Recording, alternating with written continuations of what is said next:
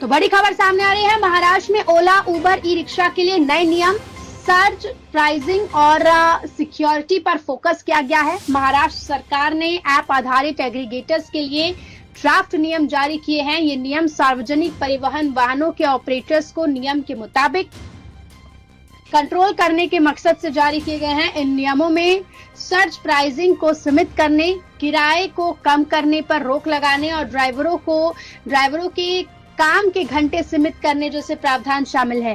राज्य सरकार ने 17 अक्टूबर तक इन ड्राफ्ट नियमों पर हितधारकों से आपत्तियां और सुझाव मांगा है। ये नियम ओला, उबर और ई रिक्शा जैसे सभी यात्री मोटर्स वाहन एग्रीगेटर्स पर लागू होंगे। इन ड्राफ्ट नियमों में दिव्यांग यात्रियों के लिए अनिवार्य एक्सेसिबिलिटी फीचर शामिल है। इसका मकसद ऐप आधारित परिवहन सेवाओं में अधिक अनुशासन, पारदर्शिता और यात्री सुरक्षा लाना है।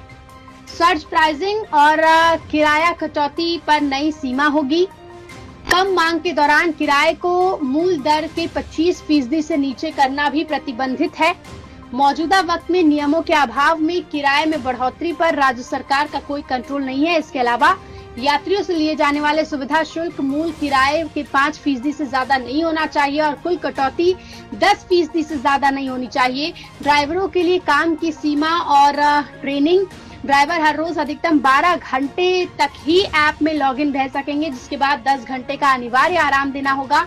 ऑन बोर्डिंग से पहले ड्राइवरों को 30 घंटे का ओरिएंटेशन और मोटिवेशन ट्रेनिंग प्रोग्राम पूरा करना होगा। यात्रियों की सुरक्षा पर फोकस किया गया है। ऐप्स को 5 लाख तक यात्रा बीमा कवरेज प्रदान करना भी अनिवार्य है। नए लाइसेंस शुल्क और सुरक्षा जमा की अगर बात करें तो एग्रीगेटर्स को 10 लाख और 2 लाख का शुल्क देना होगा। नवीनीकरण के लिए उन्हें 25,000 या 5,000 का भुगतान करना होगा। उन्हें वाहनों की संख्या के आधार पर सिक्योरिटी जमा भी रखनी होगी। 1000 वाहनों तक के लिए 10 लाख, 10,000 वाहनों के लिए 25 लाख और 10,000 से अधिक वाहनों के लिए 50 लाख। वाहन की आयु और भाषा पर भी भाषाओं में उपलब्ध होना भी जरूरी होगा।